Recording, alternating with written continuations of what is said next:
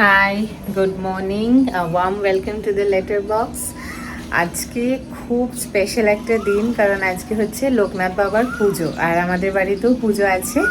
তো জানো তো, আজকে আমি ভেবেছিলাম একটু তাড়াতাড়ি উঠবো, কিন্তু কালকে রাত্রে অনেক রাতে আমি ঘুমিয়েছি আর কি। তো আজকে উঠতেও সেরকমভাবে লেট হয়ে গেছে। এখন প্রায় 9টা বেজে গেছে, বাবা বেরিয়ে গেছে। বাবা কিছুটা ভোগের জোগাড়জাটি করে দিয়ে গেছে, মিষ্টি সব কিছু আনা হয়ে গেছে। আর এখন আমি জাস্ট সবে এক গ্লাস জল নিয়ে বারান্দায় এসেছি, একটু জলটা খাই, তারপরে একটু চা খাবো। আগে আগে তো পুরোই উপোস থাকতাম, কিন্তু এখন আর পারি না, কারণ এখন বিভিন্ন কারণে ওষুধ তারপরে এইসবের জন্য খেয়ে নিতে হয়। তো অল্প চাটা খেয়ে নেব, আর তারপরে স্নান করে পুজোর জোগাড়ে শুরু করব।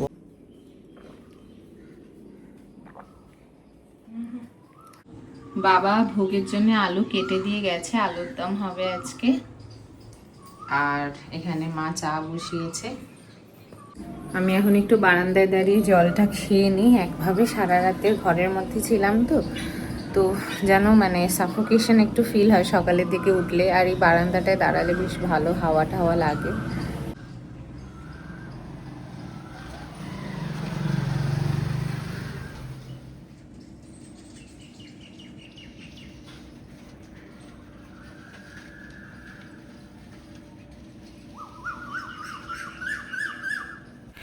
আজকের দিনটা না আমার কাছে আর আমার বাবা মায়ের কাছে খুব স্পেশাল। আমাদের বাড়িতে লোকনাথ বাবার পুজো কিন্তু আমার মায়েরই শুরু করা।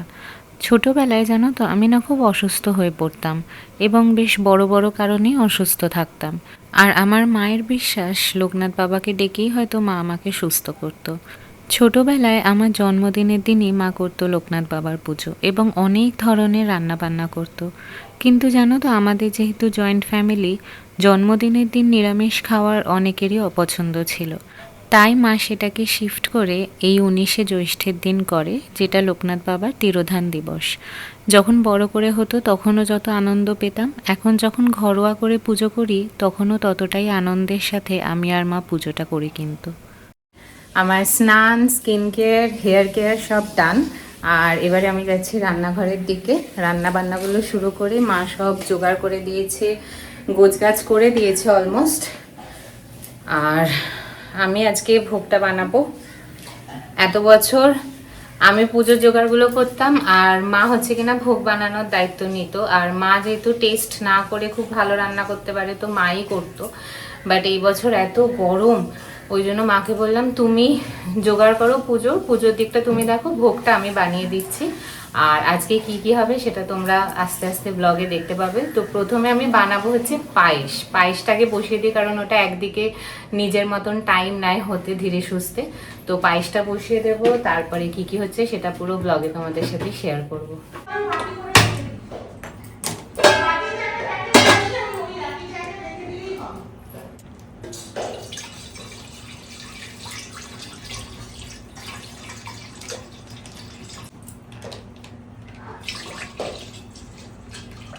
পায়েসের ডেচকিটা ওইদিকে শিফট করে দিয়েছি, ওটা ওইদিকে ধীরে সুস্থে হোক।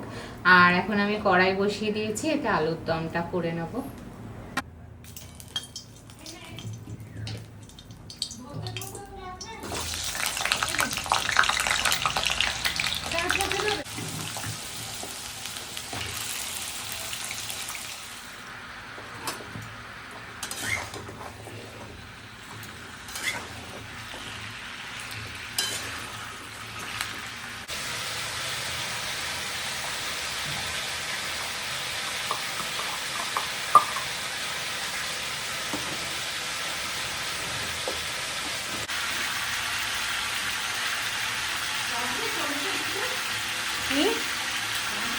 না, টমেটো না দিলে হয়, টেস্ট ভালো আলুর দমে।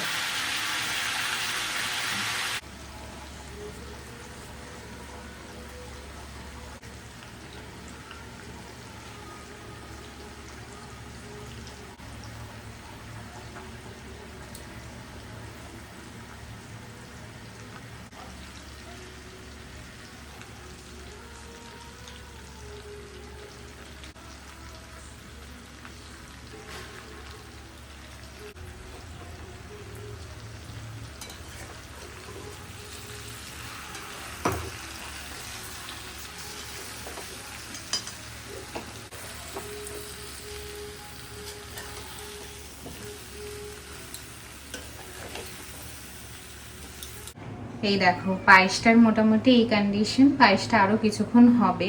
আর আলুর দমটা না প্রায় হয়েই এসছে, আর একটু ফুটলে আলুটা সেদ্ধ হয়ে গেলেই হয়ে যাবে। এখানে আমার পনির কেটে রাখা আছে, আর কিছুক্ষণের মধ্যে রান্না বান্না হয়ে যাবে। তোমাদেরকে একবার মায়ের সাজানোটা দেখাই, ঠাকুর।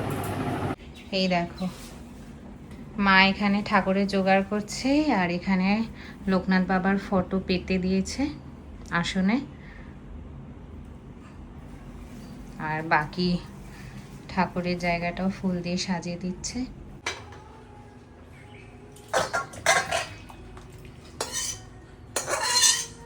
আলুর দমটা তো হয়েই গেছে, দেখলে ওটা নামিয়ে দিয়েছি।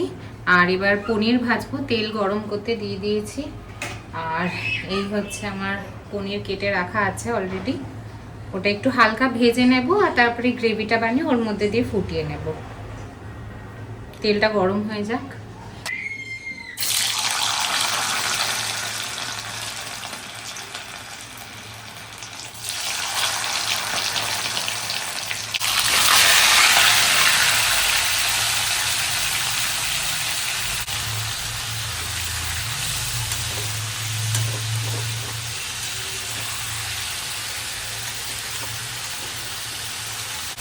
আজকে পনিরটা একদম হালকা হালকাই ভাজছি, বেশি ভাজবো না।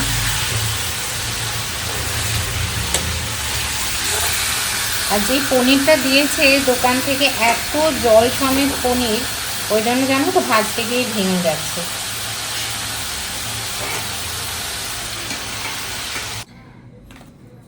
পনিরটায় পোস্ত দেব, ঠিক এতগুলো কাজু দিচ্ছি না, বেশি হয়ে যাবে। এই তো ও, আর ওইখানে সব কৌটোর মধ্যে সব রয়েছে। এটা হচ্ছে পনিরের মশলাটা, তোমরা তো দেখেই নিয়েছো যে এতে কী কী দিয়েছি আমি। এমনিতে একটুখানি শুকনো লঙ্কা আর জিরে ফোড়ন দিই, কিন্তু আজকে গোটা জিরে নেই, আর শুকনো লঙ্কা অলরেডি এর মধ্যে দেওয়া আছে, তাই এটা ডিরেক্টলি তেলে দিয়ে দিলাম, গ্যাসটা কমিয়ে রেখে।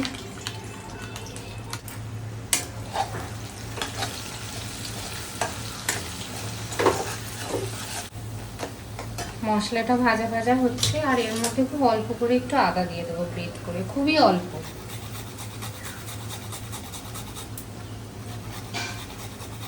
ব্যাস, আর নয়।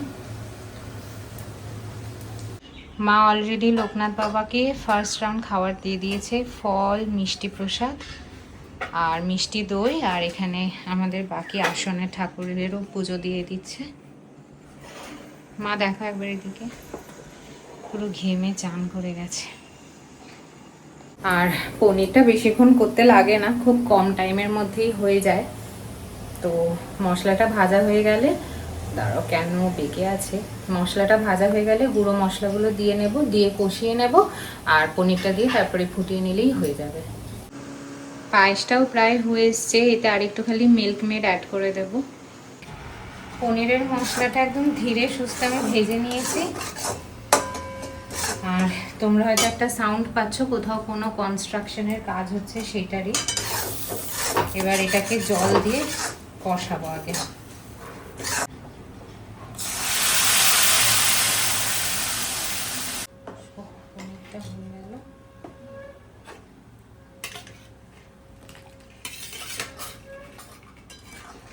এগুলো মেজে দিয়ে তোমাদেরকে একটু আপডেট দিয়ে দিই। পায়েস হয়ে গেছে, আটা ময়দা মা মাখছে, লুচিটা হবে এরপর। এখানে সব বাসন কুসন মাজা হয়ে গেছে, পনির তোলা হয়ে গেছে, আলুর দমটা আগেই হয়ে গেছিল, আর আমি সব বাটি করে ভোগের জন্য তুলে রেখে দিয়েছি।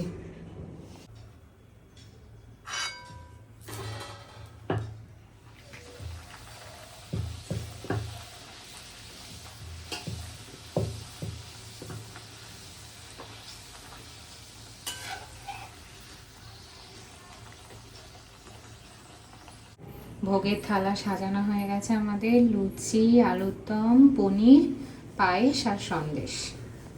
তো রান্না বান্না কমপ্লিট, মানে আমাদের খাওয়াটা সবাইকে প্রসাদ দেওয়ার জন্য লুচিগুলো আমরা একদম পুজো দেওয়ার পরে ভাজবো।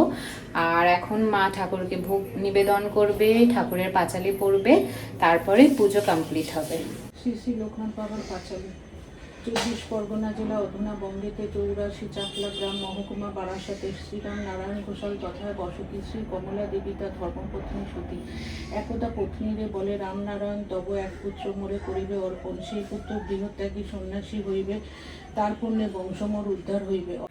মায়ের পাঁচালি পড়া হয়ে গেছে, এবার ঠাকুরকে খেতে দিয়ে কিছুক্ষণ দরজা বন্ধ করে বেরিয়ে আসতে হয়।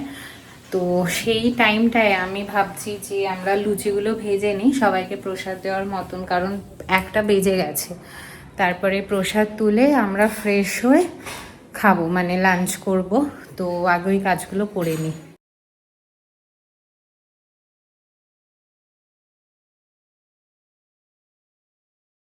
মোটামুটি যাদের প্রসাদ দেওয়ার ছিল সব বেড়ে দেওয়া হয়ে গেছে, মা গিয়ে দিয়ে আসছে, আমি এখানে সাজিয়ে দিলাম। আর আমাদেরও খাওয়ার মতন লুচি সব ভাজা হয়ে গেছে। এবারে আমি একটু চান করব, চান করে তারপরে আমি খেতে বসবো। যেমনটা বললাম, আমি চান করে তারপরে খেয়েছি। আর আমার আর মায়ের খাওয়া হয়ে গেছে, আমি এখন ঘরে ঢুকে গেছি। এই যে চালিয়ে দিয়েছি সেভিয়ার গরমে।